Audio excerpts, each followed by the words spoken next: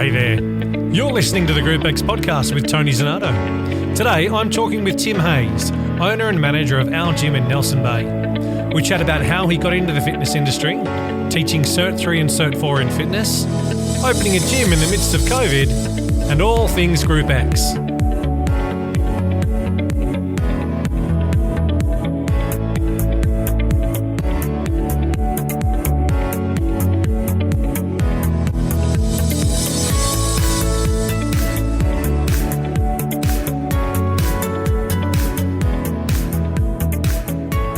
Tim, thank you for joining me on the podcast. I appreciate your time. Happy to be here.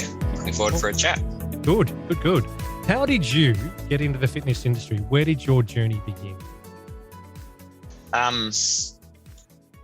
So accidentally, a little bit, I think.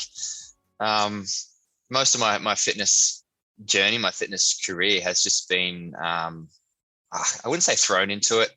I've had a lot of things thrust on me and pulled into a lot of things, but mostly, like it's easy to say this got handed to you, but it only got handed to me because I worked damn hard to get recognized and get it handed to me.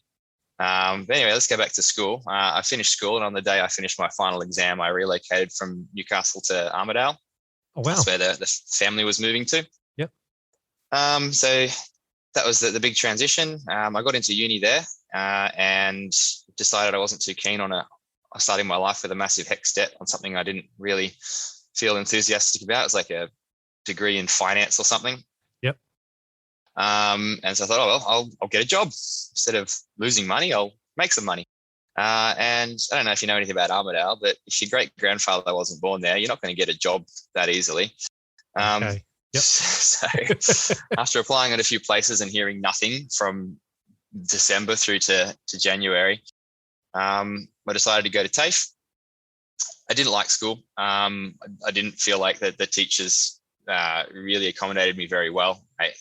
I just wanted to go there and hang out with my friends, and all they wanted to do was force me to getting good grades, like get good grades, or you're going to be like, they really put the fear of God into us. Like, you're going to fail if you don't get good grades. It's like, no, I'm not. I'll be fine. So I'm just going to have fun instead. So going to TAFE was a big thing for me, and I thought, we'll see what's available. The only thing that really ticked my boxes was a diploma in remedial massage. This is a secret, by the way. People don't know that I'm a massage therapist, and let's keep it that way. Don't know how well that's going to go down here, mate. Don't know. I'm not sure about that. So I started that course, and it was the first time that I really engaged with teachers, and like, these guys really wanted us to learn. They were really passionate about us knowing stuff. And I wouldn't say I found some great mentors. I just found some great role models there. And so I'm doing the diploma of remedial massage and absolutely loving it. And the next course that popped up was Certificate 3 in fitness. And I thought, this is great. Well, people from my massage course are going to do it, so I'm going to do it. And started doing fitness 2 nights a week. It was a 12-month course. Wow. Yeah, because it was very part-time. So by this time I had got a job. I'd gotten about 7 jobs that I was doing all at once, and doing TAFE at night, working my way through that, which was great fun. Yep. And like, just backing up a bit, I'm an introvert, just so you know. I'm an introvert. I'm as introverted as they come. I remember being a young man and being too scared to go and order McDonald's in case I fuddled up my words, and the person that's younger than me across the counter was going to give me a funny look. Yep. So I actually nearly failed TAFE being an introvert. Really funny story is I got my results back after something, and it's got, you failed, non-attendance. I'm like, okay. So I went to the teacher and said, what's this all about? And he says, you never turned up to class, mate. I said, I did. I was there pretty much every day. He says, look, Adam, I never saw you in class. And I'm like, my name's Tim. I'm the guy that sits up the back. I'm pretty quiet. Awesome. So nearly failed TAFE, and come back to the fitness course, and we did the group fitness thing, and I'm the quiet one that sits up the front and just does all the work, never say a peep. we have to choreograph 3 minutes worth of exercise and then present it. And I was going through, everyone's doing their turn. I'm sitting there getting pretty nervous, like really nervous. My turn's coming up. I push play and I'm looking out going, are they getting it? Is everything going okay? I'm doing my step touch. I'm doing my grapevines. We're doing jumping jacks. We're doing everything. And you can see their faces of shock. They're like, holy crap, what is this? And I thought, am I being offensive? Anyways, it finishes and everyone's like, that was amazing. Who are you? Wow. Awesome. You really stepped it up a level. I'm like, okay, I just did what I do. Behind the scenes, I spent a week just cramming this 3 minutes worth of choreography. So I knew it. Yeah. Hands down. I knew what I was going to say. I knew what I was going to do. And that's kind of been what I've done through my whole career, is just really done the hard work behind the scenes. Yep. Pretty cool, calm and collected and quiet up top, paddling furiously underneath. Yep. So that's how I started. Continued on and did my Cert 4, which was another 6 months on top of that. Wasn't working in the industry at all. Yep. And a lady I was doing my Cert 4 with, who I did my Cert 3 with, her name was Veronique. And she just says to me one day, it's like, what are you doing? And I said, well, I've got my full-time job, the only full-time job I've ever had. I got my full-time job here. I'm working at Dick Smith. Remember that place? Yep. And it's great. I work 5 days a week. She says, what about fitness? I said, I've got my full-time job here. She's like, right, I'm going to pick you up on Tuesday morning at 5 a.m. and take you to my spin class. And I know, sure. Yep. And as if she is, so I woke up, like, yeah, no one's going to come here and pick me up. And she rocked up, picked me up, took me to a spin class. And we did the spin class. I'm like, oh, yeah, I'm on a bike. I'm spinning around. This is kind of cool. We're in a squash court. Music's pumping. Great. And she goes, what did you think of that after the class? I said, that was great. That was lots of fun. I loved it. Sort of thing I'd say, even if I hated it. Yeah. Yes, the great. honest. Yeah. I'm an honest guy. I don't want to offend anyone, right? And she goes, great. Here's the CD. You teach on Thursday. I'm like, So okay. All right. So that gave me just under 47 hours, basically. 47 hours to get ready for my first spin class with her CD. I wasn't paying that much attention. And Thursday came around, she came and picked me up just to make sure I turned up. We're going to go. Here you go. Yep. Here you go. And I'm like, righto. I don't know what happened in that class. I don't really remember it. I had a microphone on, didn't have a microphone that 3 minutes I did at TAFE. Yep. Everyone was looking at me. I'm just like, head down, get up, get down, get up, get down. Yep. It was a spin class. We were cycling all over the place. And that was it. And she goes, good. You did really well. You can do Tuesdays and Thursdays from now on. I'm like, all right. Done. I'm in the fitness industry. Brilliant. Love it. Yeah. So which gym was that at? Where was that? So that's at Sport UNE.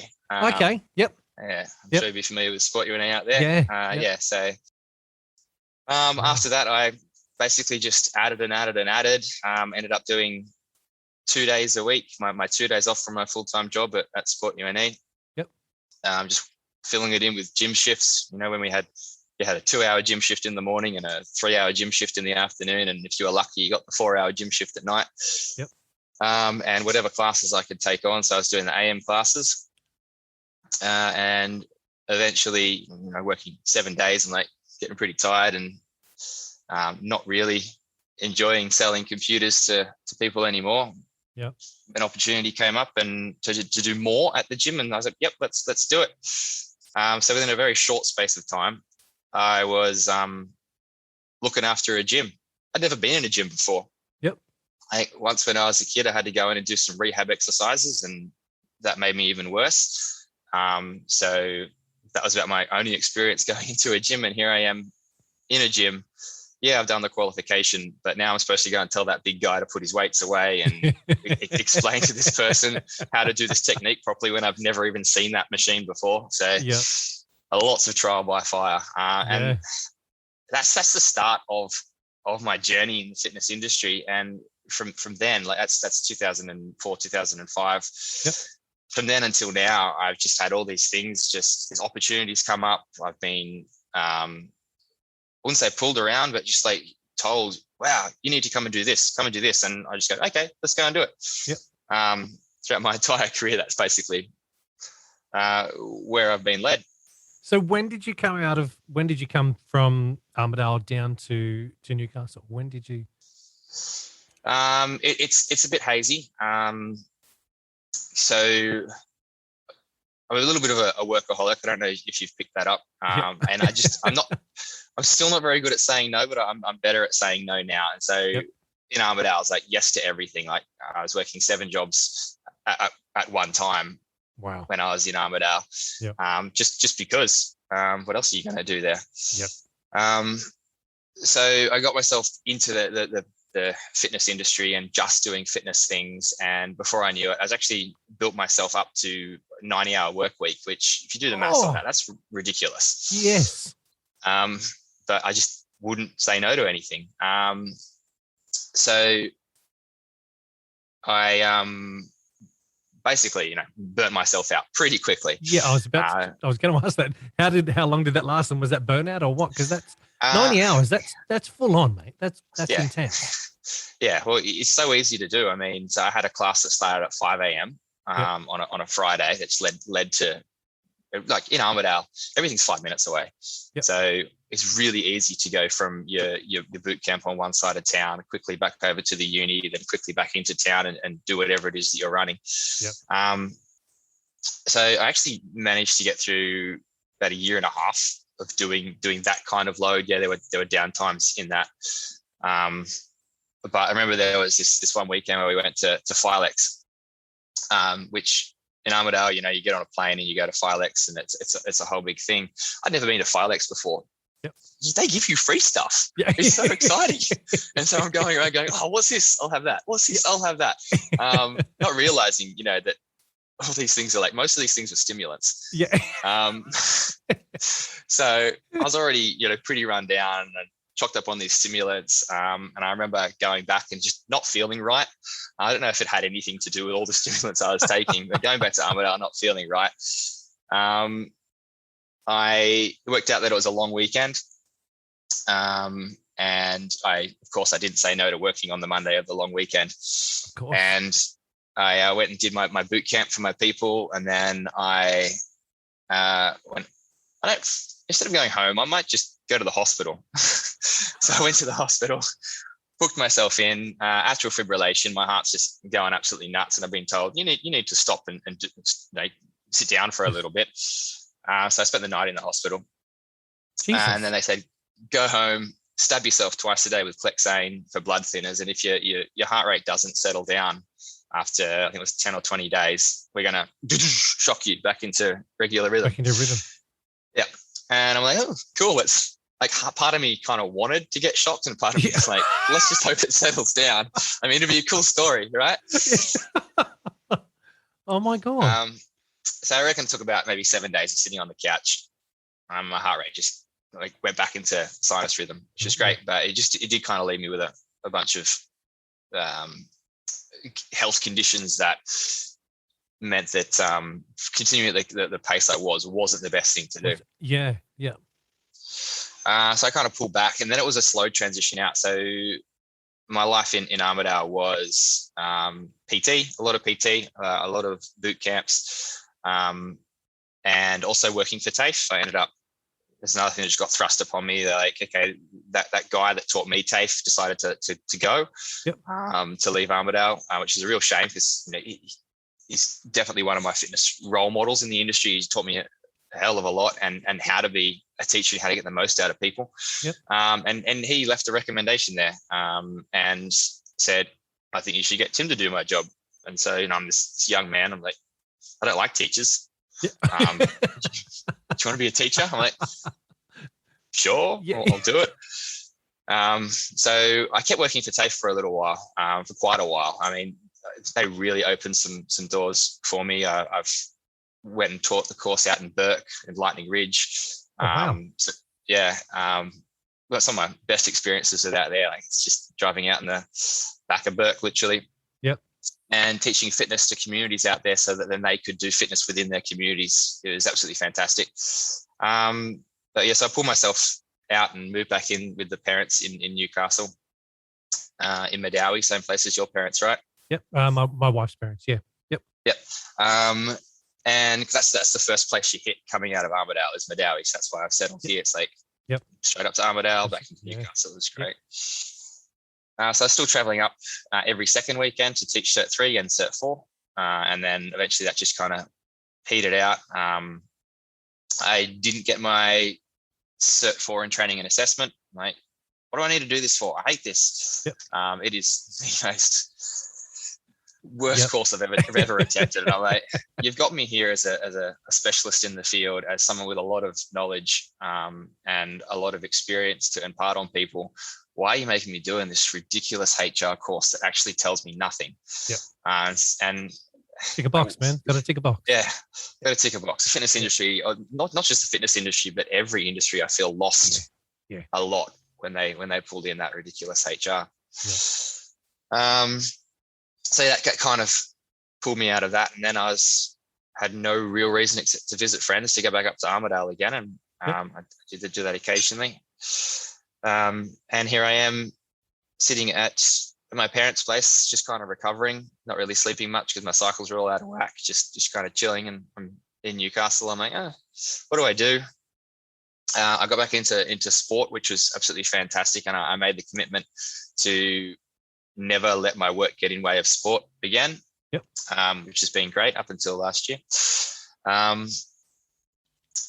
So I was doing sport, and then I'm like, I actually feel like going to a gym again. And there was a gym, the YMCA at Raymond Terrace. I wandered in there. I just walked in with my mother and said, let's go and have a look at this place. And I walk in and say, hey, can we just have a little look around? I'm like, yep, sure. And these people are being weird behind the counter. And I'm like, okay, whatever. So we go in and start having a little look around, and you can hear this kind of kerfuffle going behind the counter. And then all of a sudden, she wasn't the manager, but she was pretty high up. She rushes over to me and says, "You're an instructor. You need to teach here." I'm like, how do you know? Like, it's like this the only gym I've ever walked into that's not in Armidale, and that's what's said to me.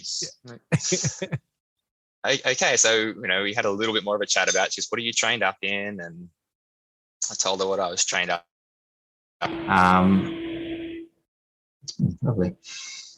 So he's like, all right, well, let's get you in, and I'll talk to the actual group fitness manager, and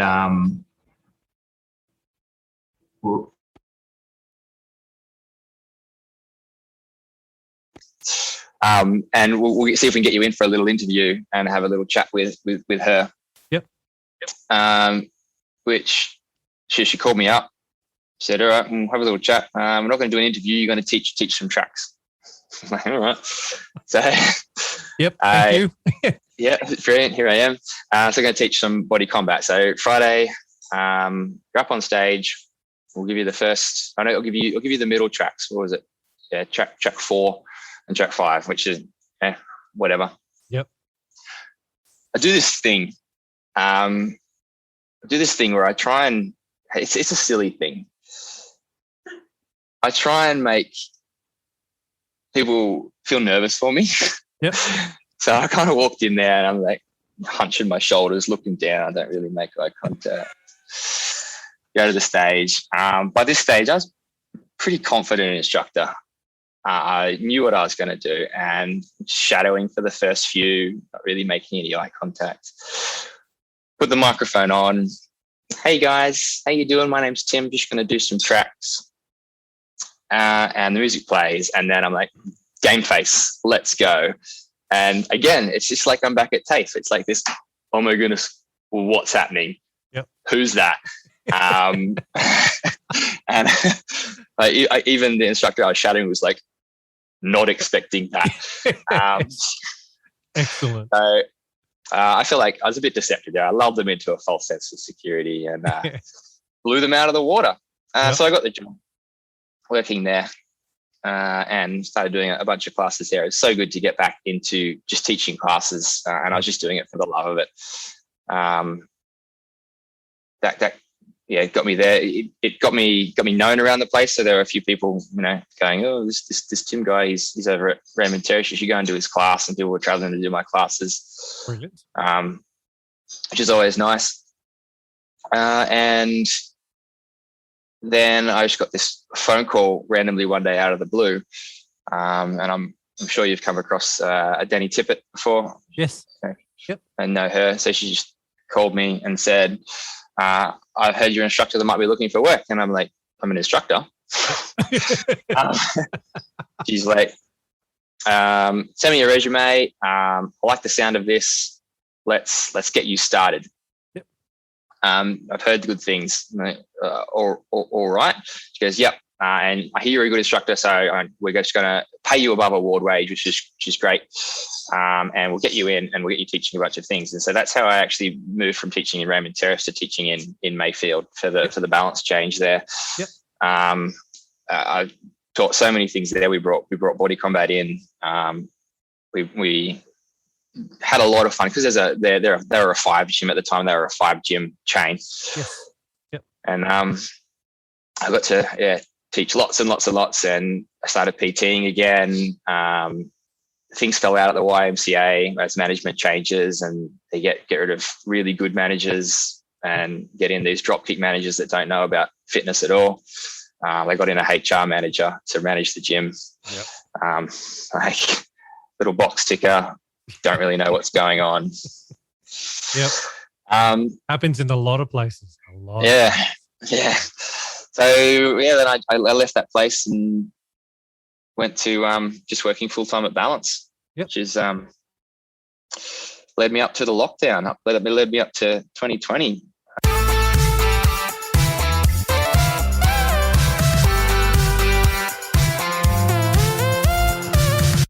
So when did you and I first meet? Because I remember running into you or not running into you. That's probably the right word to say.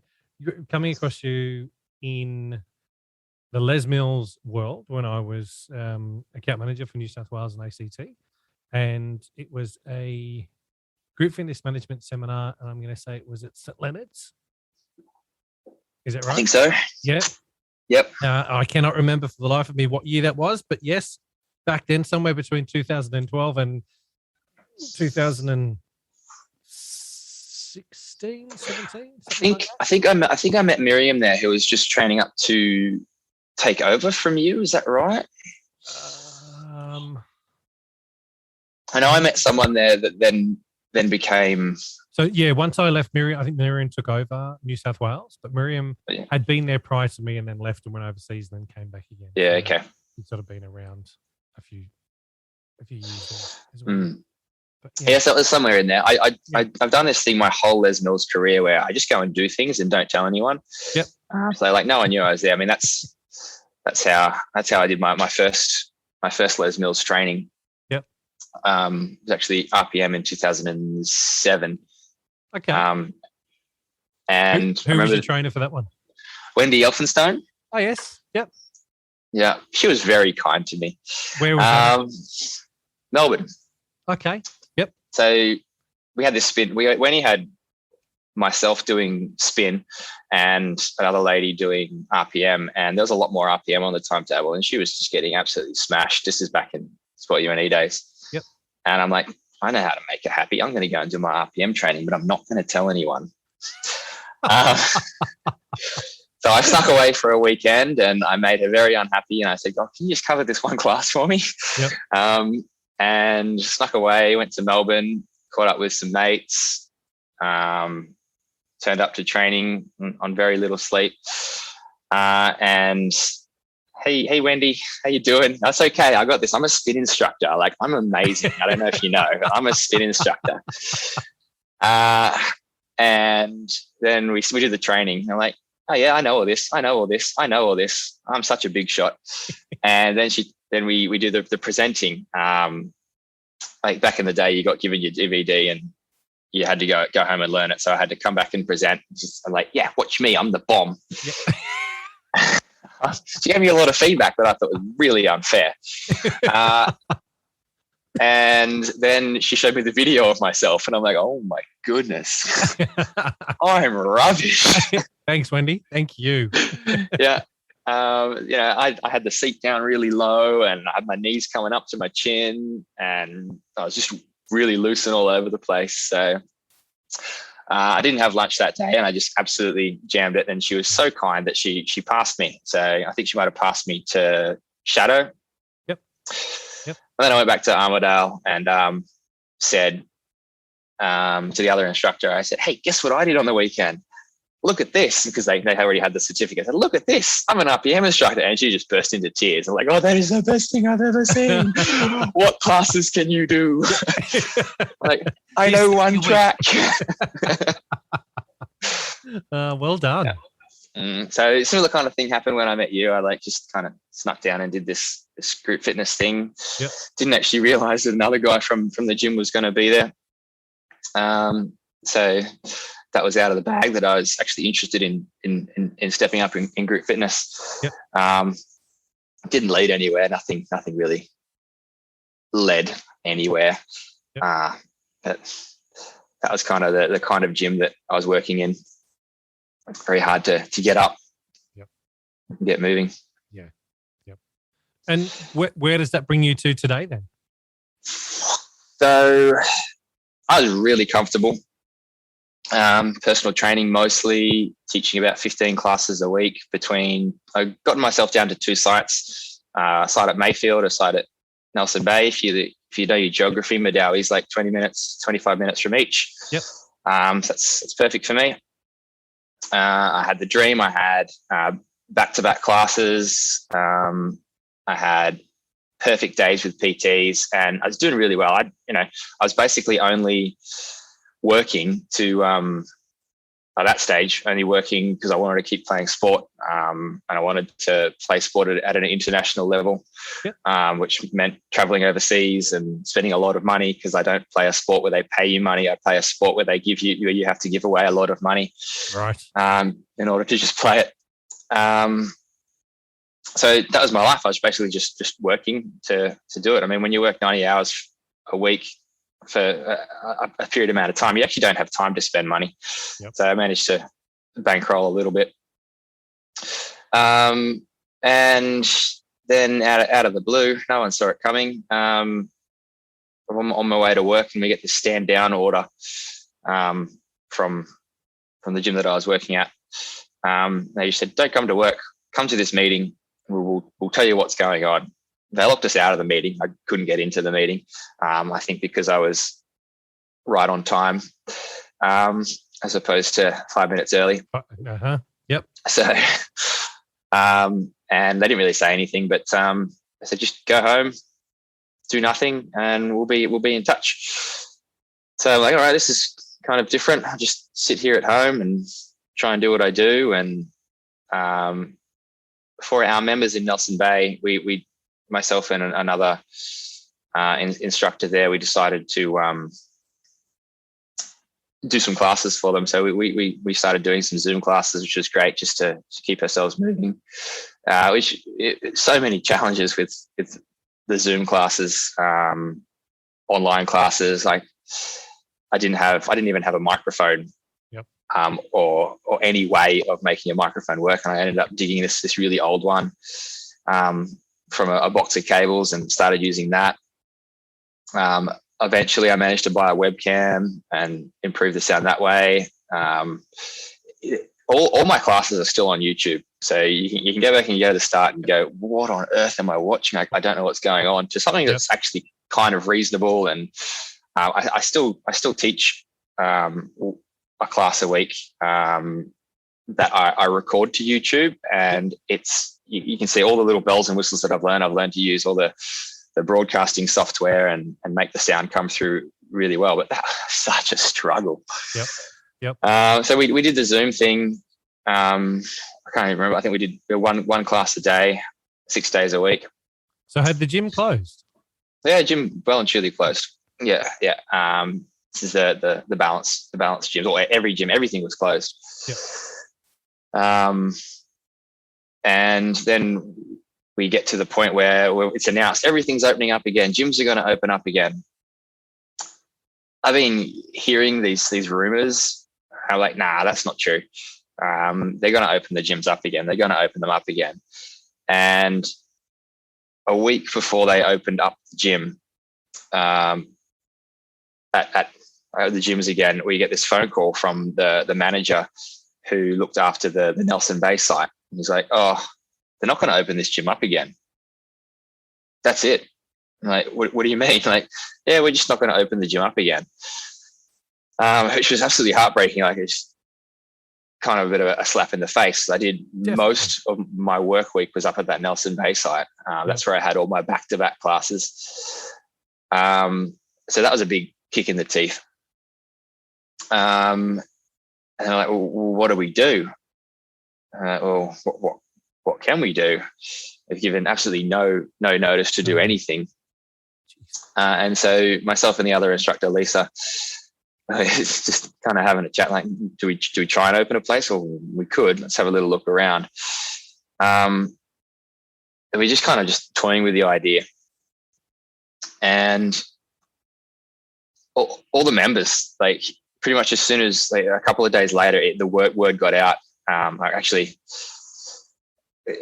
did something naughty and got onto Facebook and got through a private Facebook, which was just for the Nelson Bay people.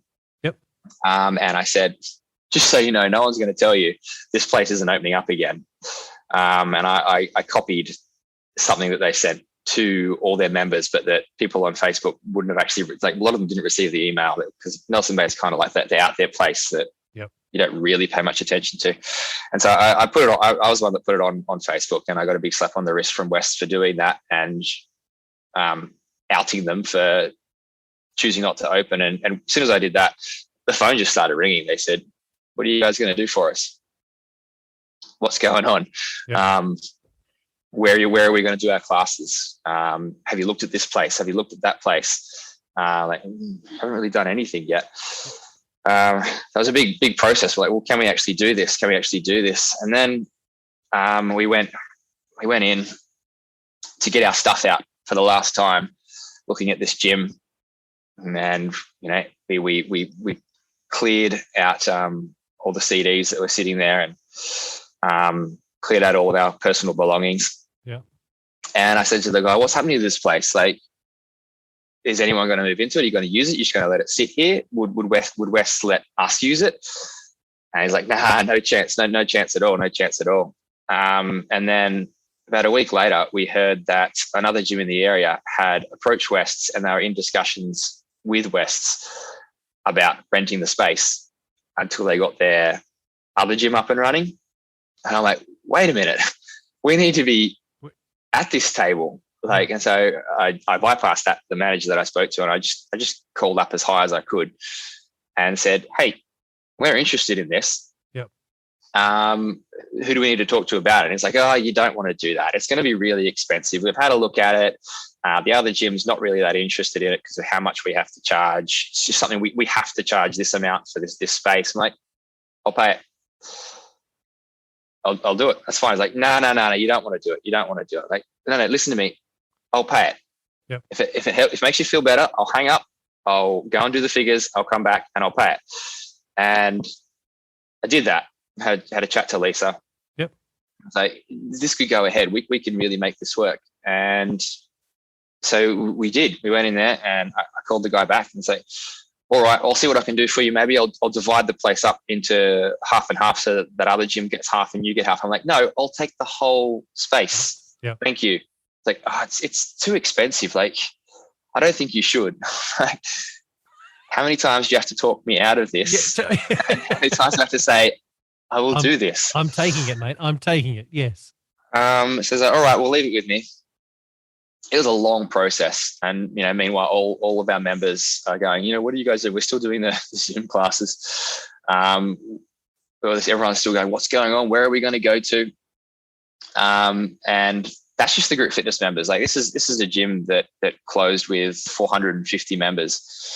So a lot of them were gym goers. So they were already signing up to the other big gyms in the area, getting their 12-month contracts going on, before we can even say anything. Like, no way are we going to say anything until we get the word. You can do this. Yeah. And I finally called up one day and said, how's the paperwork going? It's like, oh, we just didn't think you wanted it. I said, I'm waiting for your paperwork. I said I want it. I can do this. I've done the numbers. I can make it work. Yeah. And so finally, this contract came through. Massive amount of rent per week, as they said it would be. And I'm like, yep, I'm going to make that work. Signed it. Went through it. Obviously, sent it to my solicitor. Made some very important amendments. And there we are. We got the ball rolling, and I think it was last week, so 53 weeks ago, we had a little announcement saying that we're going to open a gym. Well done. And very exciting. It was very, very emotional, and it's just such a relief to go, yep, it's actually going to happen. It's not the first gym I've tried to open. It's the one that I've gone for the hardest. Yep. And I remember having this three-way chat with Lisa and my wife Lauren. Like, what are you going to call the place? And there's a lot of words were going around where our members talking to us saying, when we have our gym, it's going to be amazing. We'll be able to do this in our gym. Yeah. I can't wait till our gym opens. And I was like, wait a minute, are you listening to this? Yeah. Like, they've already told us what it's going to be called. And so that's where we got the name from. And it is what the gym is. It's not my gym. It's not Lisa's gym. It's our gym. It is a true community gym, because the only reason it exists is because these members, they came to us and they said, what are you going to do for us? Yeah. We want to keep training with you. What are you going to do? We got your back. We'll follow you with whatever you do. And so we got to do this. Let's come up with our gym. And that's what we did. And it's been a wild ride. I can imagine, man. So 53 weeks ago. 53 weeks ago, the doors opened, or that's when the contract and everything was signed and things started? That's when everything was signed. And we were given a 2-week period to make the gym over. So, which part of the sweetener of the deal, and to really push it through, like, I was talking to the guy who's Nelson Bay wasn't the only gym that West didn't open. They didn't open Cardiff either. So I was talking to the guy whose responsibility it was to sell all the gym equipment, and he was just hating it. And if you go to Mayfield now, you can see all this gym equipment just sitting in rooms that he hasn't got rid of yet. And I was like, all right, here's how we're going to do it. Yep. I'm going to offer you a bunch of money for all your equipment, and then agree to hire your space. And so I did that. I offered him a bunch of money, and I said, everything included for this amount, and let's go. So it wasn't like we did. So it wasn't like we didn't have anything. We had a full gym. We basically had the exact same setup, but I've been working in this place for 8 years, and I've just been bashing my head against a wall saying, you need to do this. You need to do this. It needs to be like this. What'd you get rid of the creche for? What'd you get rid of this for? What'd you do that for? And we walked in and we're like, we can do it all now. So we put a creche back in. That was one of the first things we did. And They used to have this really, like, the entrance to the gym was a door you'd walk through, and then you'd have a really high wall on one side and a high wall that was the desk on the other side. So this gloomy corridor to a wall. And you would either turn right to go to the ladies' bathrooms or left to go to the gym. I'm like, all right, this is a community gym. First thing we're going to do is make a space. So the first thing that we did was to install a couch. Yep. It's a little seated area. And so you go through the door. There's nothing to your left, and no obstructions. You just walk in and go in, and there's couches there, and you'll often find me sitting on the couch, shoes off, with my laptop in hand, and just ready for you to come in the door. Yep. Other side, the desk's still there. That was a fixture, and it's got all the wiring in it. So the desk is there, but we cut it down, so it's like the same as a normal height desk. Yep. The desk used to be this massive space that the staff would have to stand behind. To come out from behind the desk, you would have to walk about 1.5 meters away from the person and then come around to have a chat to them. And this I don't understand why, but this is such the model of this particular chain or other gyms I've been into as well. They put their customer service team in this kind of box, make it so that you can't get to them at all. Yep. So we cut that down. I cut off the long wall that you'd have to walk around, and I've given my staff the tiniest room to be in. Like, you can't put two people in there. You can face this way, you can turn around, and you can walk out. Yep. That's very deliberate. Okay, so if you're listening, staff, it's very deliberate because I don't want you standing behind the desk all day. Well done. Well yeah, done. So just created this really open and welcoming space. We painted the wall red, so you're like, oh, I feel energetic when I walk in. Yep. I think I'm going to go and sit on that couch. Yep. And we made the creation. We painted all the bathrooms. We gave the ladies' bathroom especially a makeover because that's a really important place in a gym. Yep. It's where ladies start and finish their session, I've noticed. So we gave that a real good makeover. And by we, I just did whatever my wife told me to do because that's what she's about. And it's a really special space. Like, I go in there occasionally just to check in on the place. I'm like, I forgot how much nicer this is than the men's bathroom. So we just did some structural changes like that and painted the whole place, cleaned the whole place. Finally got to buy some dumbbells because that place didn't have any dumbbells from 1 kilo up to 10 kilos, but they had like varying weights in between. So you can now actually get a full workout on the gym. And we're gradually just getting rid of old equipment that doesn't work and bringing it in with new equipment that does work. Yeah. So we had 2 weeks to make it over, and guess who made it over? All of our members. All of our members came in, and they just said, "All right, we got 2 weeks. Let's go. Turn up." Some members turn up every single day and just said, "What do you need? I got a paintbrush. I can't paint, but I'll give it a crack. I'm here to move stuff. What do you want us to do?" And it was just absolutely buzzing in there for 2 weeks. And it was just phenomenal. Every single piece of equipment got cleaned. Every single piece of equipment got moved. I mean, they had such a stupid structure in there with like some circuit gear up here. Then you put the heavy weights and you put more circuit gear and then you put some heavy weights and like, let's make an actual circuit that people can go around and put the heavy weights over here. So we did that, and I squeezed it all in and made it all fit. Moved it all around. You know how hard it is to move circuit machines around? My goodness. Yep. So we had, 4 and 5 people moving one machine around. And that was a big day. I slept well after that. 2 weeks leads us to our opening, 10th of the 10th. Big grand opening. We had to get there really early just to do some finishing touches and some finishing painting and put a ribbon across the door. Yep. Then we got one of our members to be the first person through the door, and we filmed it all. The door didn't open. So sneakily had to push the button.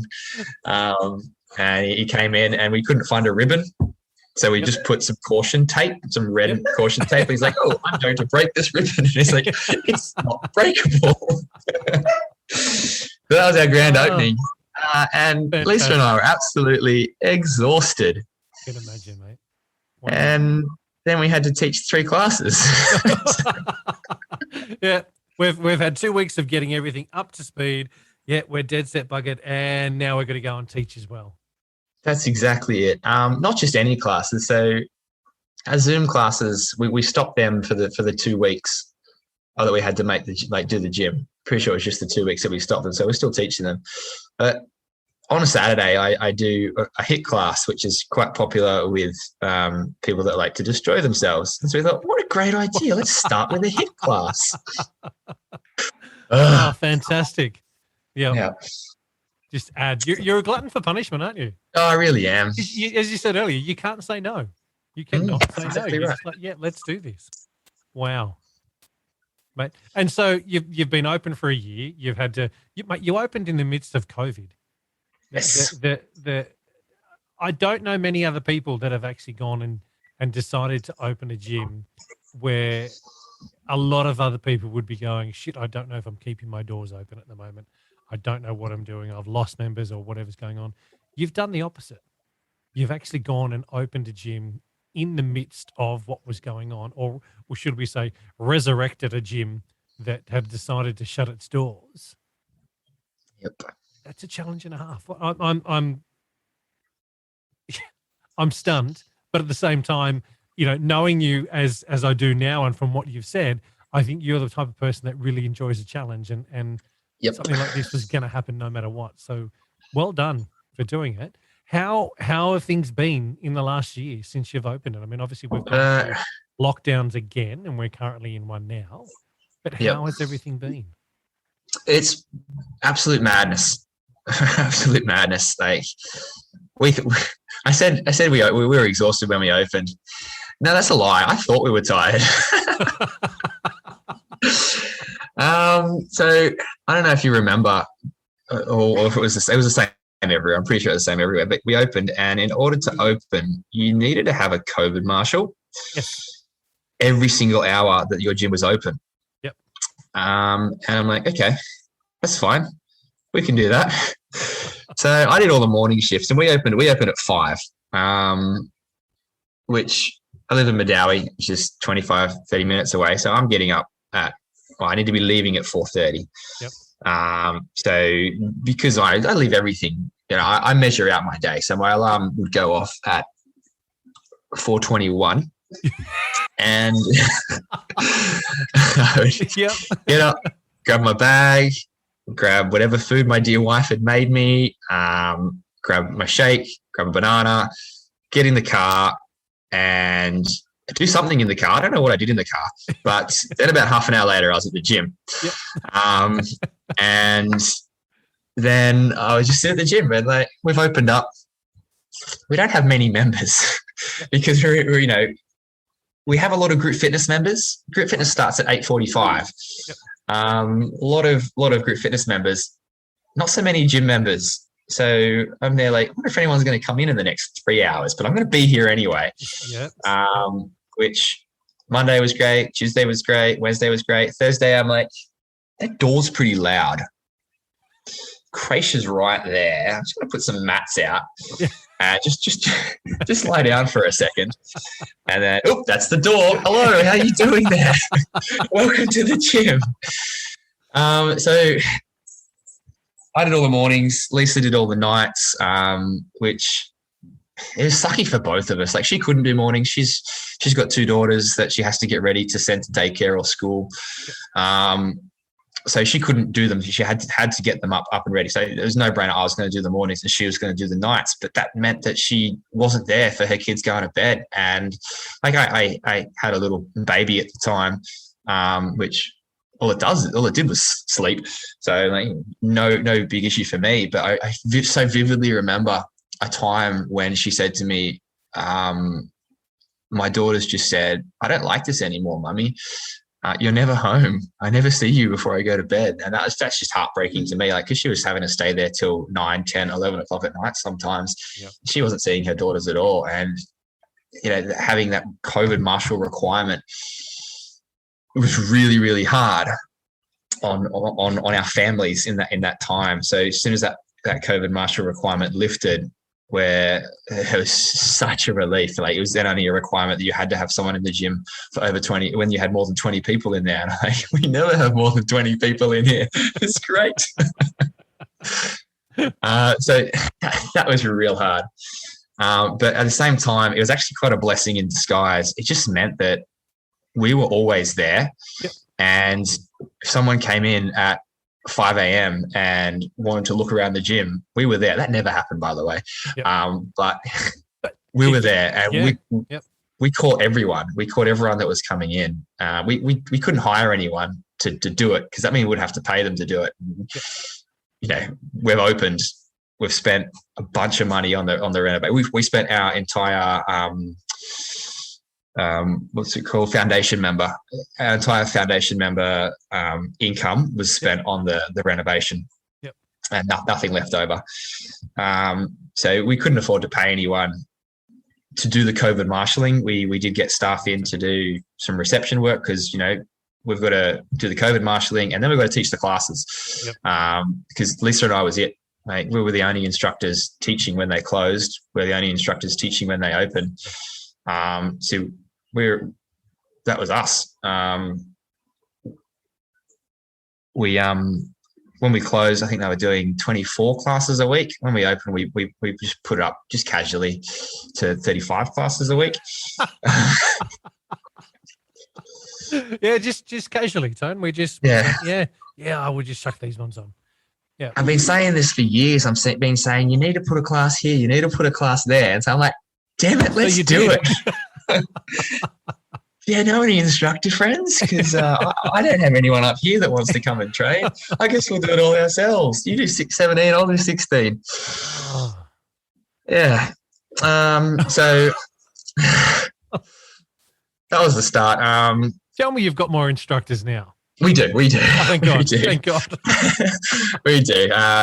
We realized we needed to get instructors in. Like, I know a lot of instructors, and this is the same for a lot of my friends. If you know the geography of Newcastle, you don't cross the Stockton Bridge. You just don't. Yep. And I live on the other side of the Stockton Bridge, and then Nelson Bay is further away. It takes like at least 2 days to travel from Newcastle to Nelson Bay for a lot of these people.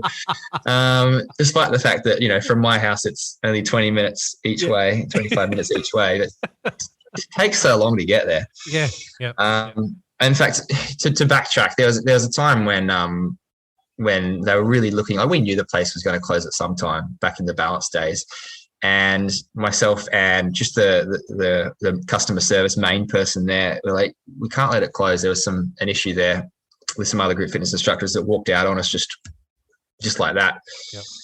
And they walked out and they were just like, nah, we're leaving. We're going to go and join this gym. Come with us. And you watch, this place has to close because we're leaving. And I went, you didn't tell me about this. Why don't you take me with you? Why don't you tell me about it? I might have come. Yep. Screw you. I'm going to do all the classes. Yeah. I did all the classes, and there was some that I couldn't do. Yep. And so I was getting group fitness instructors to come up and teach from Newcastle. Yep. But which is fine because they were already on the book. So they'll get paid from West, but they wouldn't do it still. And I'm like, I said, they're going to pay you $20 petrol to come and do it. And it'll be waiting for you cash at the counter. It's really weird. It's like they've got some petty cash. And I don't think any of the instructors that came up and did this knew this, but that was actually money from myself and this other girl. We were like, this is how important this gym is to us. We're going to pay you to come up and do our classes for us. So that's what it's like to try and get instructors from Newcastle to come out to Nelson Bay. Like, it's so far away. 2 classes. No, I don't think that's worth it. 2 classes and I'll pay you $20. So we're very fortunate to have stumbled across some instructors that were. So we had one instructor, for example, was just in the area and just decided to come to the gym. And like, he comes to, we know when someone instructor comes to your class and you're like, you look like you know what you're doing. You look like you're telling me what I'm supposed to do.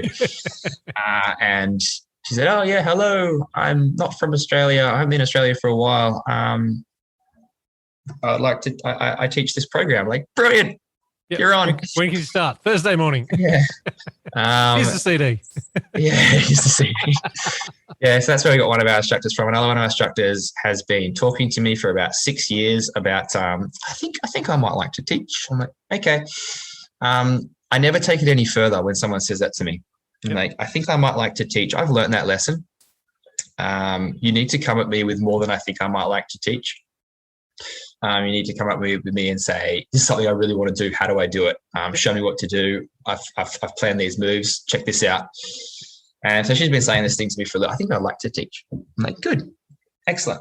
Going to look at the website. But when we opened, she's like, check out this class that I've done.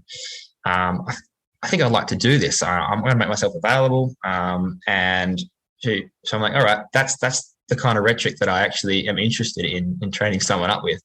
So got her on her journey now, and she's going great guns, ticking off Les Mills module after Les Mills module and busting up freestyle, and which is great. So up to 2. I've gone in reverse order, by the way. The first thing I did was go and get this kid that I've been playing sport with on and off for a little while, and he just finished school. He's not doing anything, so I'm like, I know you want to be me. So first thing you got to do is, start to step up your game. Come and work for me. Yep. He lived in Stockton, young Luke, and he still wants to be me. He's stolen my playing number, for example. Like we play ultimate frisbee, yep. And he's stolen my playing number, and he's going to be way better than me. So I get to retire now because he's got my number and I got nothing else to do. Yep. So he's up and he started a traineeship with me. He's moved from Stockton to Nelson Bay, which is fantastic, and he basically does whatever I tell him to, which is absolutely great. Because that's kind of like, I really love it because that's kind of how I started. But I didn't have anyone looking out for me when I started, and like I'm holding him back. I know I'm holding him back because I'm like, just one thing at a time. Yep. Don't do what I did, but become as awesome as me. Yep. So there you go. We got our team of 3 instructors that do a lot of the high impact classes. And one of the things that I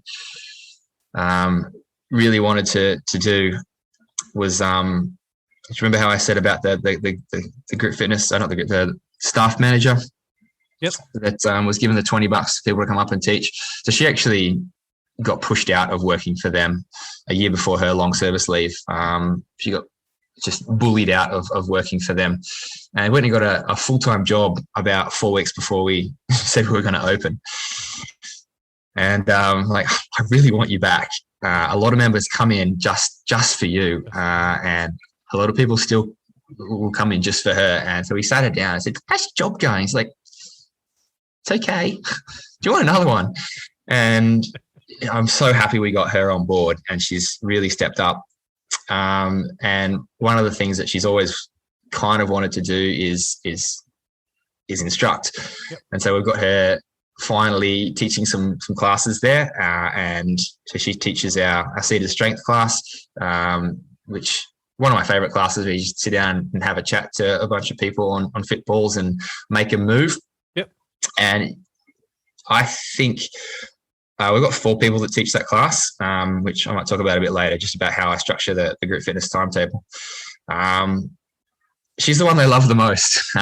She won't believe me when she hears this, or whenever I tell her. She's the one they absolutely love the most. They love how dedicated she is to doing it. I've never seen someone do like 2 hours worth of YouTubing seniors exercise movements for people that are just going to sit on a fit ball and struggle to get up and down. Like that's the kind of mobility we're talking about. Yep. And she's just so dedicated to them, and they absolutely love her, and it's fantastic. So we've got her on board as well. A couple of other instructors have come in. I had one girl come in and say, "Hey, you need some 6 a.m. classes." I'm like, "Yeah, but I ain't doing them." Yep. She goes, "Well, I'll do them." I was like, "All right, I can't pay you." I said, "That's okay. It's work experience. I'm just finishing off my Cert 4. So I'll do them." Like, "We're not really ready to do this." Is like, "I'll do them. It's fine." And so she came in and she taught a bunch of 6 a.m. circuit classes for us for quite a long time, and didn't ask for payment once, which is fantastic. Like that's amazing. She's one of our members that just got excited about fitness and went and did the course on her own volition, and just stepped up, which is absolutely fantastic. How did your members react when she went from being a participant to being an instructor? So we've had so both her and our other instructor both done this. Every single time someone stepped up, our members love it. Our members absolutely love it, and it's such a supporting gym. Like it's the only reason we're there. It sounds like an amazing community that you've got as members that are there. That's so unusual. I mean, unusual when you think of the big gyms that are out there. Yeah, that's what we were. Sense of community doesn't really exist. I mean, I know Nelson Bay, and I think some people out there listening may know the area, but not obviously know the community feel that it is, as what you've said, that's huge. That's if there's a gym that's trying to even replicate that, it's not something you can replicate. It's so hard to get, but once you've got it, it's never going to disappear as well. It's brilliant. Yeah, no, we found like we're entrenched. Like, doesn't matter what is thrown at us. Like, just before the last lockdown, we had all the mask wearing mandate, where everyone had to wear a mask. You could take it off if you're in the gym doing strenuous exercise, but not in the group fitness classroom. Yep. You had to leave it on in group fitness. And that can't be strenuous. Ooh, no. Yeah. No. So day one, we get through day one. Day two, the police is knocking on the door. Like, g'day, what are you doing there? So you've just been reported for not following COVID guidelines. I'm like, okay, sure. And he's a really nice guy. I didn't speak to him, but he said, honestly, like, I've looked at your Facebook. I see you guys are compliant. This is all I've done today. I have just gone from business to business to business because everyone is just dobbing everyone in. Like, it's just become snitch central. So like, yeah, cool. He's like, I can see you're compliant. This is great. This is fine. But I did notice that like some of our members were getting a little like, there's only a few 2.5 kilo weights that people like to use for body pump. And so people were like rushing in to get them. Yep. And rushing past the class that's finishing. And like, you can't do that. So I waited for everyone to get set up for pump one day after I've just watched this influx of people rushing in past, like, people are supposed to exit and then people are supposed to come in. Like, there is a section in between. And I just said to them, I said, I can't have you doing this. Like, if you guys want us to stay open, then you need to wait. You need to be patient, and you might not get your spot. I'm sorry, but you might not get your spot, but your spot's only going to be there if the gym remains open. Yeah. I said, we've already had the police come knocking at the start of this, and we can't afford a $5,000 fine. We can't afford a $100 fine at the moment. Yep. And then I said, so pick up your bars and let's do body pump. Really hard to save a class from there. But then word went around, and no one actually said anything to me, but they went and spoke to Linda, our front desk staff, and they said, we didn't realize it was like that. Thanks for saying that. If you need us to pass the hat around, we'll do that. We're going to keep this place open no matter what. So here I've got members that are paying weekly fees, that pay their foundation fees, that buy our merch whenever it comes up, not because they want it, just to support us. And they're saying, do you guys need more money? Because we'll support you. And that's our members to a T. Like, wow. It's our gym. It's not our gym, it's their gym. Yeah.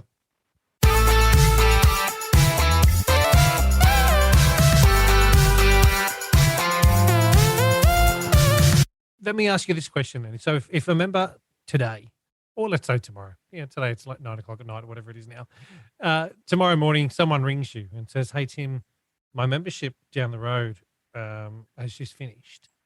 Can I join up? Would they be able to join today? Yes. So you've got provisions to be able to set up and take a membership or get a membership set up for them. So as soon as you open your doors, you're ready to rock and roll. Brilliant. Absolutely. So you can sign up at any time, and this is a thing that's just drives me crazy in this industry, is how hard it is to sign up for a blooming gym membership. Like I said, I've worked for Balance for 8 years, and they've been really good to me. I mean, the company's letting me rent their old gym. Yep. So it's hard to say. It's not hard to say a bad word about them, but they're still doing paper contracts. Yep. And every single 12 months, you still need to re-sign a new contract, and you have to sign 4 times before you can go into the gym. 4 different bits of paper, front and back. It's just, it doesn't have to be that way. And not this day and age.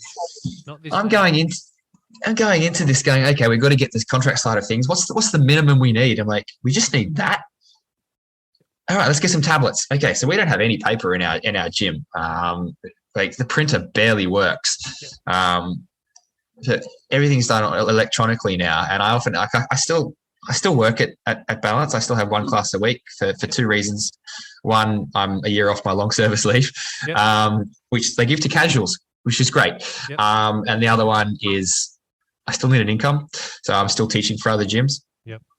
And I often joke with the guys at the front desk whenever they actually do make eye contact with me or talk to me, that, how's your paper going?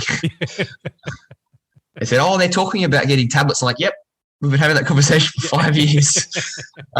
So that's what you'll get when you come in. And either you do it or we do it for you. I'm very big on that because of our age demographic that, you don't just hand over a tablet and say, go do that. In fact, you may as well just hand over some paper and say, go do that. No, you go and do it with them.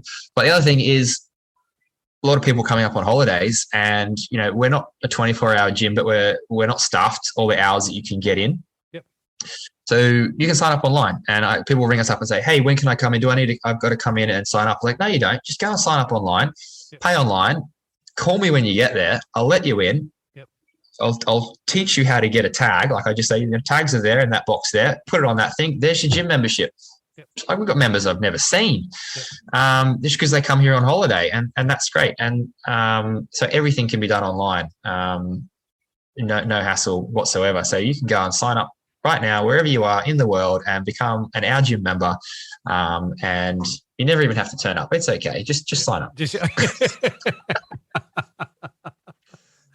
Oh, there's a plug right there. Hey, guys. No, I think that's brilliant. But that's the way it should be. You need to make it easy for your members to be able to sign up and do that. You don't want to make joining your centre, a 12-act play.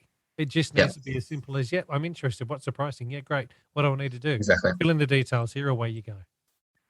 I love the fact that you can give access to someone to the gym without you actually being in there and be able to set them up and do that kind of stuff. That's to me is the way of the future. You should be able to do that and have it working. I do hope, mate. I really do hope that you're able to get some of these members that weren't able to sign up because they weren't told way back when what happened, and so they went and sourced other gyms elsewhere. I really do hope that now they're out of contract, or they would be coming out of contract shortly, that they're able to come back to you. Well, they do come back to you to set you up, to set up a membership with you and support you guys.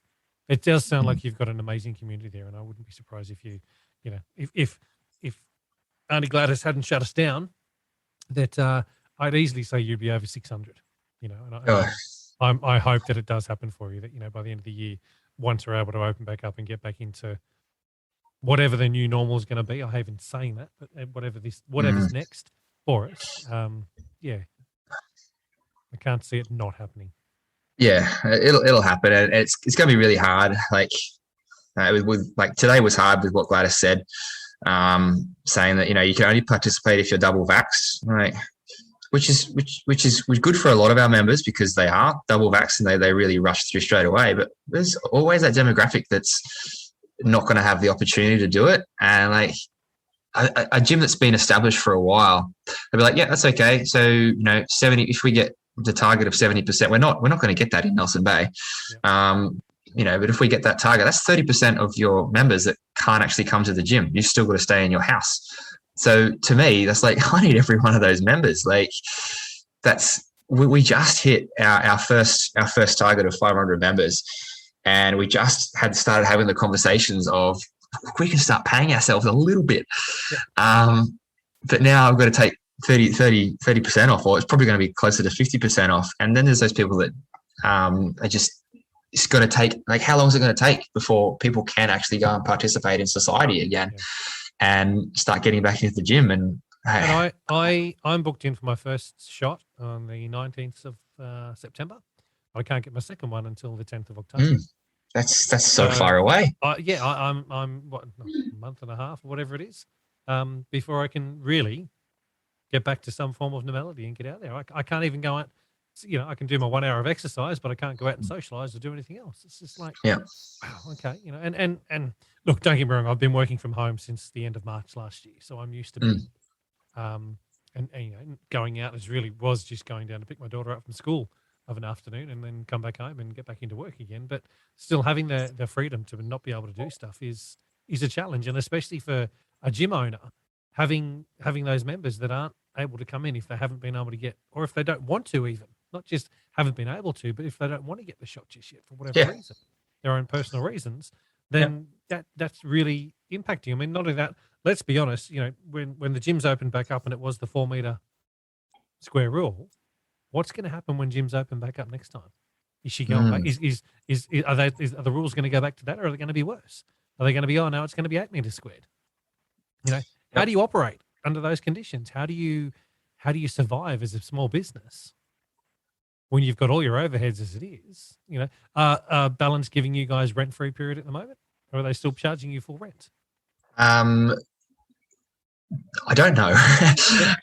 So one of the things that we got into the contract was a force majeure, which specifically states if we have to close for any reason, and it lists pandemic. I just have this little thing, and I haven't shared it with anyone yet, in the back of my head. He's not going to listen to it, but the manager there, he's not on our side. To our face, he's on our side, but you hear from his staff, he's like, I can't wait for them to go under. We've been teaching one class a day. I have a little sneaking suspicion that he's going to be like, but you had access. You were using that premises to work in. So I'm just hoping that doesn't trip us up, and that we do make West. They're not really interested in extracting money out of us, but it is a contract, and I am worried that we are going to get stung by having to pay rent for this whole period. Our rent hasn't fallen yet, but I don't know. That's just an unknown, and if that does happen, then it's a bridge we'll cross. But that bill it's around the corner at some stage, whether or not it's next month or the month after or the month after that. That bill's coming, and that's our biggest expense, followed by wages. How do we then get you more members? What do we do? What can I do to help you get more members? That's a great question. What are you doing to get more members at the moment? What we're doing at the moment is we're just being active. We've got, like I said to you, we're teaching one class free online every day on Twitch. Really thankful to your mate Matty, who does the State of Ride. He really just directed me there when he came and dropped off the bike. So just had this chat, and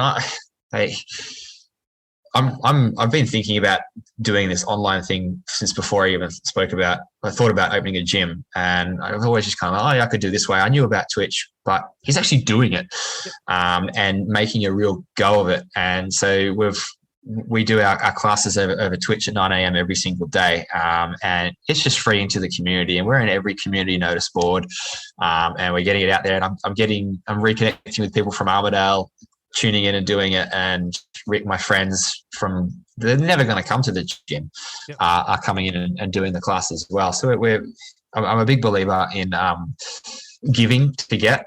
I'm going all over the place here, but we opened in October. October is Breast Cancer Awareness Month. And we decided, okay, well, this is a charity that we've been supporting ourselves every year. We raise money and give it to the local breast cancer support group, and so we don't make any money. But hey, let's donate some money to that. We'll run an event. We'll get everyone to. We did a burpees for breast cancer event, and however many burpees we did, the gym would chip in a certain amount of dollar, and members could also sponsor us. So we ended up doing a ridiculous amount. I don't even remember how many burpees it was, but we pulled that money out of our bank account to give, and I got no regrets about doing that whatsoever. I couldn't tell you how far it's financially pulled us behind, but I just think the dividends of that are so much greater than they ever could be, and I still think that now. So I think the more that we give and make ourselves available, the more that's going to come back to us, because that's how this gym started, is because we just gave to our community, and they're like, yeah, we're gonna support you, give back. So our online is free. It's always going to be free on that platform, and even moving forward, when gyms do open and people start coming back in again, we're still going to be streaming those classes. Like you said, 8 square meters. What are we down to? 5 people coming to the class. People are still going to be at home. Participation for double vaxxed only. People are still going to be at home. So we're still going to be doing those classes. This is a little bit of a drawback to teaching Les Mills classes, is that you can't openly teach Les Mills classes and just put it out there easily. You need to get people through a gateway. I'm still reeling from the technology dump that I had to do to learn to do Zoom classes, to learn to do Twitch classes. That I'm nowhere near figuring out how to do a gateway and then how to monetize that. It is definitely something that we've earmarked for down the track, to have an online membership. And I remember sending a huge email to Les Mills about 4 or 5 years ago saying, you got this big, hairy, audacious goal to teach to whatever it was at the time, millions of participants. This is how you do it. You set up your group fitness instructors to be online gods in their own right, and get each one doing their own following, because my instructors are so sick of those people on Les Mills On Demand. They're not the people they want to do classes with. They want to do classes with me. They want to do classes with Luke, with Mel. They want to do classes with the people they know, and they want to text them later and they say, good class. And they want to chip in and halfway through and say, stop singing, I don't like your voice, or sing louder, I love it. That online interaction. And it is really easy to do, but it's also really hard to do. It's the way forward. My suggestion with you with that, reach out to Maddie. Reach out to Maddie. Yeah, reach out to Maddie Clark. Have a good chat to him. Spend some time, get into that guy's brain. And really let him help you with that kind of stuff, because he's got a wealth of knowledge, and what he's doing with ASOR, with the State of Varieties, is what you're talking about. Yep.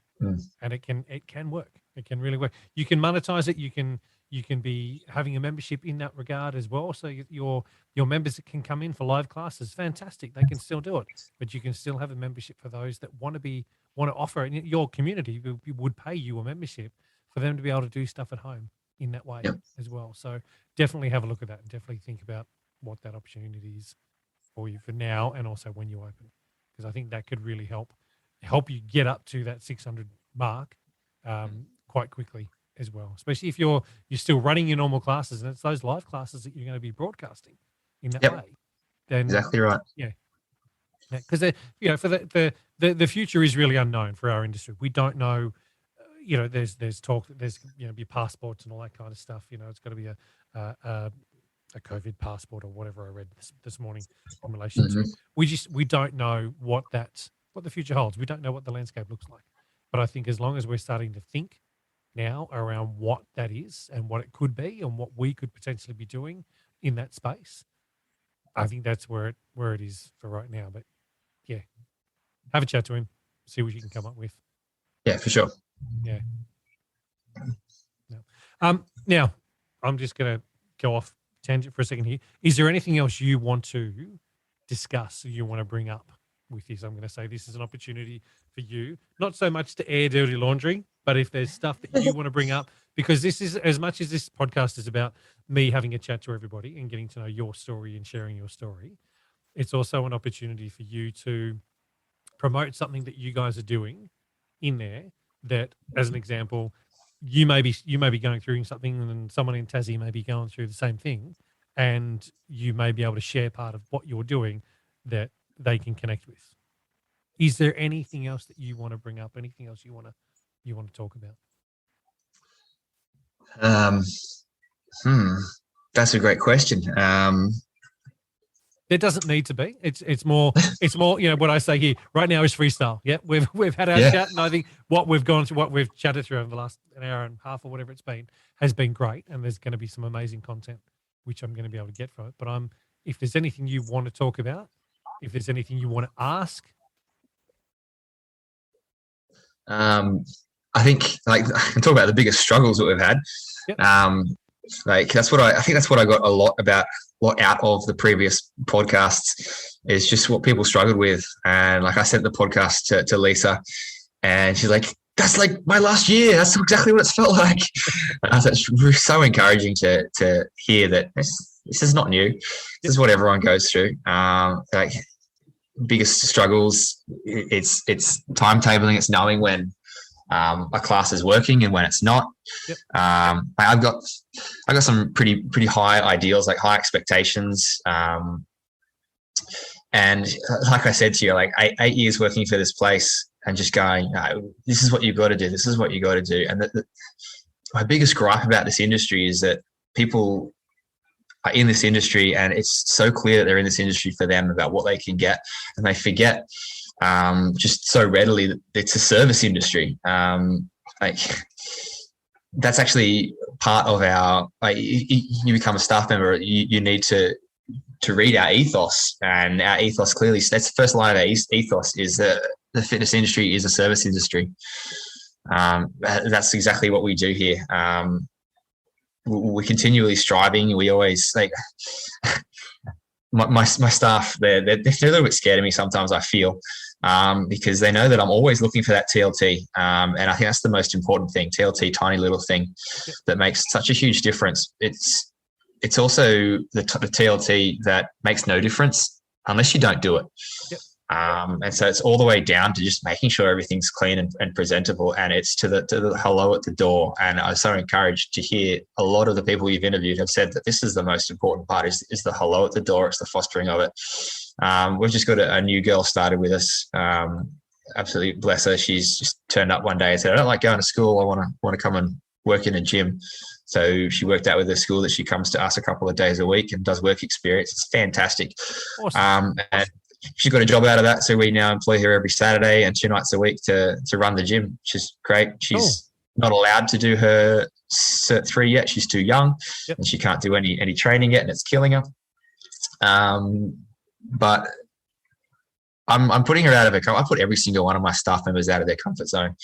And I said to her, your job on Saturday, and I'm going to check on this because I teach on Saturday, is to say hello to every single person that comes through their door by name before they scan in. Yep. So that I know and they know that you know their name. Yep. And you're not just checking on the computer. Yep. And I can see she hates that. It's the last thing I want to do. I'll say hello, I'll say, how you doing? But to actually use someone's name. And when I was teaching the TAFE course, Cert 3,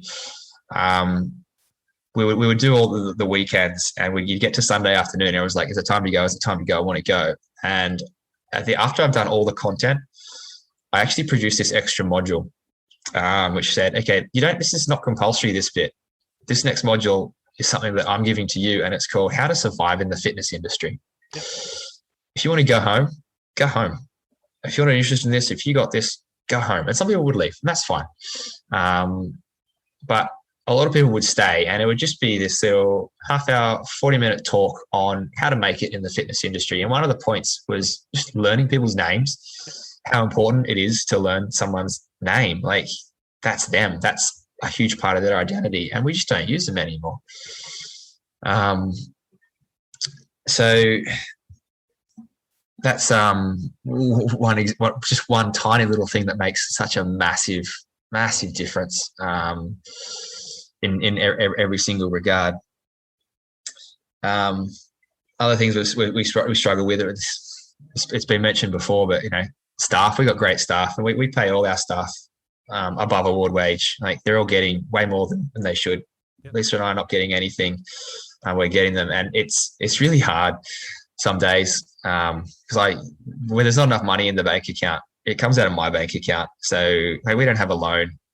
We've got the last 10 years of my hard work is where the money's coming from. So I've got my past, all the work I've done in the past is now invested in this business. The work of my present is now invested in this business, and my future's invested. Like, I've had to sell investments that I was holding for retirement just to pay the bills here. Yep. But so staffing, it's really hard when the staff are like, payday comes around, they're always grumbling, can we get more money? Yep. We don't pay as much as, like, I'm getting paid quite well at the other gyms, but my staff not getting paid that amount. partly because they haven't done the time and the qualifications. We have a pay structure. Yes. You know, you get paid more when you earn more. You get paid more when you get your qualifications. So we've got like every single one of our staff members is actually a trainee. So they're actually doing their Cert 3. They're getting their Cert 3 for free. But they're not actually, that actually brings what they get, their hourly take-home rate down a little bit, which is actually one of the only reasons I were actually able to put them on. I think there's so much value in that, and we committed to that and to paying them more than what the minimum for that is. But I know they always want more. And then the other thing they want is back-to-back classes. And I spoke to this early on, how I had the dream before we started. I had 3 to 4 hours worth of just classes in a row. That is the absolute dream for any instructor, because you go in there and you work 4 hours straight and you get paid a class rate for 4 hours straight. That's money in the bank. Yep. That is terrible timetabling for a gym. That is rubbish timetabling for a gym. Yep. Because the importance of my gym or our gym is that connection. And if your one class starts, finish, see you later, next class starts, there's no connection there. And it's so important for my staff to have the time before and after their class to make that connection, to talk to the members, to spend the time doing that. And like an ideal timetable for me is you come in from a business point of view, is you come in, you teach your 1 hour, your one class, and then you're not doing anything for a little bit. Yep. It means you're not rushed, you're prepared. You can go and prep, you can go and spend time with people, which is the thing. You can go out for coffee with your members. Like happy hour in the morning, they go out for coffee afterwards. The 9:30 class, whatever that is, there's members there, they go out for coffee afterwards. 10:30 class, not so much, they want to get home. Yep. The seated strength class, guess what they do next? They go out for lunch. They do that without us. Yep. We should be a part of that. We can be a part of that. We got an invite to go and do that all the time. So when it comes to timetabling, and the staff's always pushing, can I do 2 hours back to back? I'm like, that doesn't serve me here at the moment. Yep. And like I'll look at paying you a little bit extra to spend a little bit. Like I'll pay you to spend time with people if that's what it takes. And that's where it really hits me, is that this is me. This is my everything. It's my past, it's my present, and it's my future. It's my retirement. Yep. If this place doesn't succeed, I got to do another 10 years worth of work to replace the 10 years worth of work that I've lost. Yeah. But for you, it's just your weekly paycheck. Yep. And when I see them in there and just standing around doing nothing, or doing a little half-assed thing, or complaining that they're not getting what they want, it's like such a stab, because like I don't ever remember being like that. I started at Sport UNE and I did a 2-hour shift from 6 a.m. till 8 a.m. 2 hours, and I was getting paid less than what they're getting paid, the equivalent, like in inflation, all that, and it's irrelevant. The equivalent of what they're getting paid, I was getting paid less than that. Yep. And I never had that attitude. I really have this disconnect with that attitude of, I need to get more out of this. I need to get more out of this. It's about me. And it's not. And that attitude will only fly so far. Yeah. And is only healthy so far. So I really struggle acknowledging. I just need to keep, like, when I get mad at them, I've got to realize that they're not as invested in this place as you are. Yeah. Not just financially, but emotionally. Like, if we don't survive this next period, which is not on the cards at all, but if that doesn't happen, these guys are out of a job and they'll go and find something else. Yep. And that's fine. They'll find it. They'll actually take what I have invested, and I've invested a huge amount of time, because I'm not putting someone on my stage that's rubbish. I'm not putting someone on my stage that doesn't have their choreography right, that doesn't know how to teach, that doesn't know how to use their voice properly, that doesn't know how to connect. I've trained so many people up over the last 10, 15 years to be what I think is really good instructors. And that's my dream, is to make people better than me. Like I'm not crash hot. I don't think I'm crash hot. But I'm told that this is the class that everyone wants to go and do, is my class. And my goal is to make people better than me. Yep. Not just my staff, but everyone that comes into contact with me. So Tim, let me ask you a question around your business. Have you done a business plan or a blueprint or whatever you want to call it? Yeah, I have, like, financially, yes, there is. Like, we do that monthly recap every single time. We have, I know every in and every out and a projection of where that's going to go, which includes an extrapolation of how many members we're getting every week, every month, and where we will be this time next year. Yep. If everything goes well. We also have a plan as to what we're going to do next. Yep. We've got a 5-year lease, which in 3 months' time is a 4-year lease. Yep. We don't have a continuation on that lease. West wouldn't give us one. So at least and I were like, okay, 3-year plan. We need an exit strategy to pull our gym into another place. And we're always just looking at real estate to figure out where we're going to go. That's the long-term plan. Along the way, we've got like, okay, we hit this many members. We're going to get this. We're going to do this. We're going to do that. We're going to bring in this. The latest one, of course, is bringing in the cycle timetable, which we're really looking forward to launching that and bringing that. But that's one of our from the very start. I mean, one of our things is introducing the new timetable when we get up to a place. The business plan is always get to break even, yep. Give more. Get to break even, give more, and just doing whatever it takes to bring in what we need to bring in. The ideal is going back to the way it was. It's never going to happen. Going back to the way it was before we opened, where the gym's making money.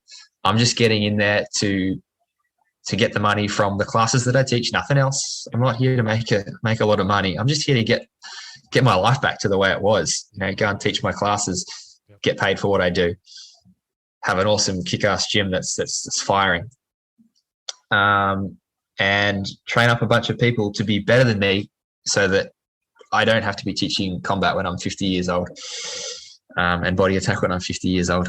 Yep. Do you believe you can get it back there? Yeah. Yep. It's always been about the people. I've helped train some amazing instructors. They just don't stay in Nelson Bay. Yep. Alex, Zach, if you listen to this, you jerks. Yeah, both those guys are so much better than me, and they were so rubbish when they started. Where did they go? Let's find them. Let's hunt them down and get them. Zach went and joined the army because he wanted a proper job. A proper job, right? Yeah. The amount of times I've heard that. Yep. Yeah, Alex works in Sydney. I can't remember what gym he works out of, but he's still the bomb. Yep. I think he's doing something more holistic now. Got educated or something. But yeah, that's just a couple. But I know I can make amazing group fitness instructors. And like I said, I ride these guys so hard. Like I don't take anything. I'm struggling with it. I've got them all enrolled in RPM. They're all doing their RPM training at the moment, and none of them have their bike set up properly. Yep. Not a single one of them. And they're like, okay, you can stay low. You can stay low for a little bit, but you're going to get it up.